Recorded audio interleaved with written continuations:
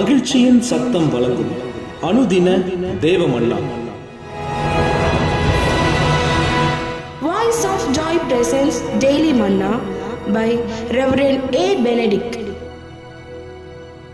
தேவனுக்கு மகிமை உண்டாவதாக. இன்றைய தேவ மன்னாவாக 2 ராஜாக்கள் புத்தகம் 5ஆம் அதிகாரம் 27ஆம் வசனம். ஆகையால் நாகமானின் குஷ்டரோகம் உன்னையும் உன் சந்ததியாரையும் என்றைக்கும் பிடித்திருக்கும் என்றான். உடனே அவன் உறைந்த மழை நிறமான குஷ்டரோகியாக்கி அவன் சமூகத்தை விட்டு புறப்பட்டு போனான். இன்றைய தேவ மன்னாவின் தலைப்பு பொருளாசையினால் விழுந்து போன கேயாசி. பொருளாசையினால் விழுந்து போன கேயாசி. அவனை கேட்கிற அன்பான தேவச்சனமே, நாகமான் என்கிற ஒரு குஷ்டரோகியை தேவனுடைய மனுஷனாகிய எலிசா சொஸ்தமாக்கினான் என்று சொல்லி நாம் பார்க்கிறோம். அவனுடைய வார்த்தையின்படியாகவே 7 தரம் யோர்தானிலே முழுகி எழுந்த போது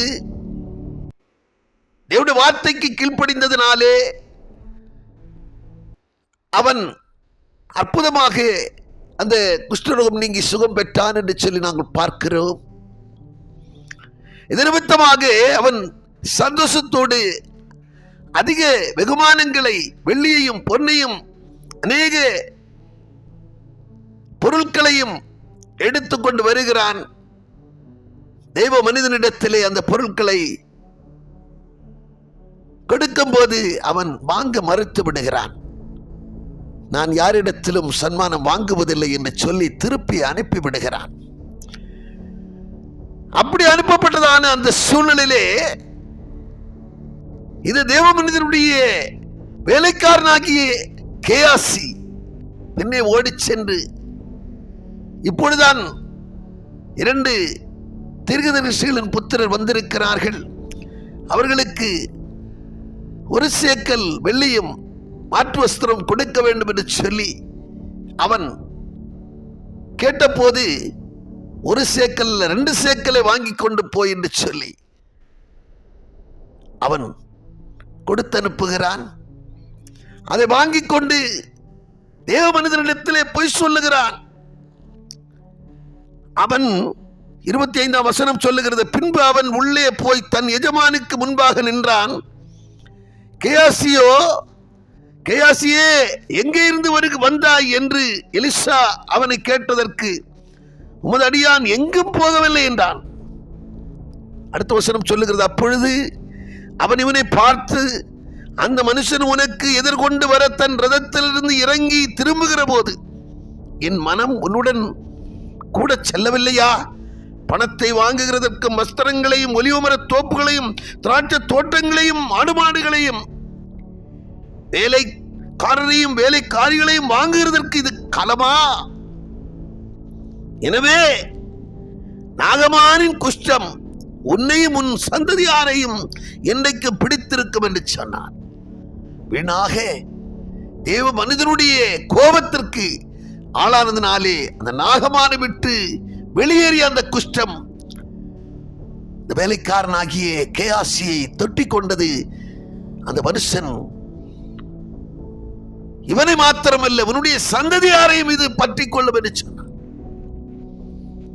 என்னை கேட்கிற அருமையான தேவச்சனமே, பண ஆசை, பொருள் ஆசை எல்லா தீமைக்கும் வேறாயிருக்கிறது.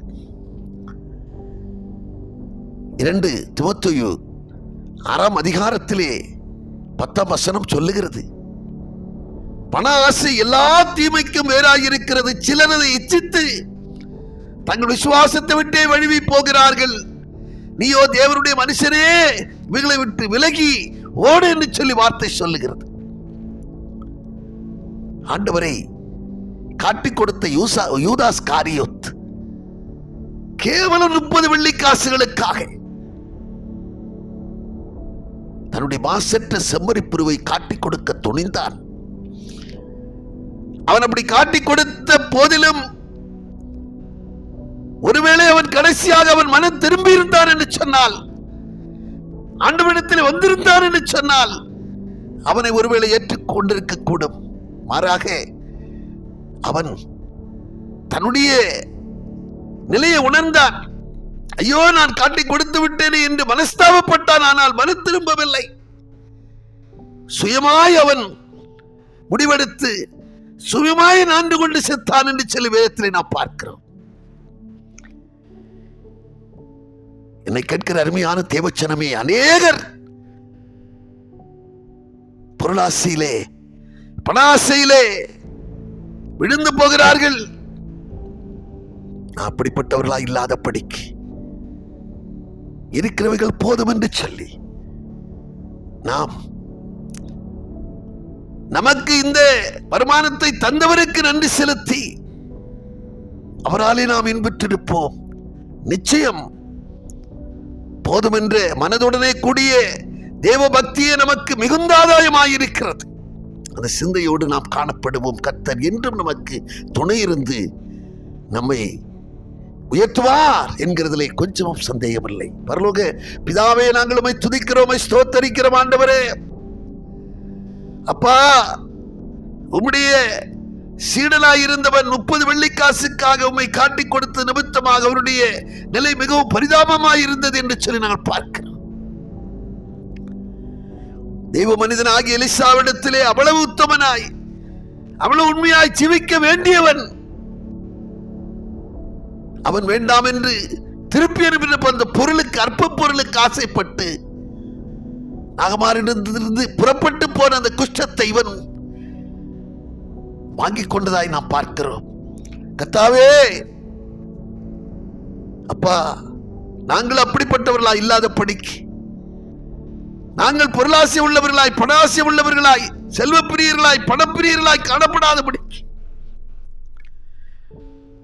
உம்முடைய நாமத்தின் மேல் நம்பிக்கை உள்ளவர்களாய், உம்முடைய நாமத்தை குறித்து மேன்மை பாராட்டுகிறவர்களாய், சகைவை போல மனம் திரும்பினவர்களாய், பணாசை இல்லாதவர்களாய், நாளும் உம்மை சேவிக்கிறவர்களாய், உம்முடைய சித்தம் செய்கிறவர்களாய், ஆண்டவரே, நாங்கள் காணப்பட எங்களுக்கு பேருதவி செய்யுங்கப்பா. உம்முடைய நன்மையும் பிரியவும் பரிபூர்ணமான சித்தம் என்னது என்று பகுத்தறியத்தக்கதாக எங்களுடைய மனதை புதிதாக்குங்கப்பா. எங்களை மறுரூபமாக்குங்க. உடைய கருத்தில் எங்களை அர்ப்பணித்து ஜெபிக்கிறோம். இயேசு கிறிஸ்து மூலம் ஜெபிக்கிறோம் நல்ல பிதாவே. ஆமென்.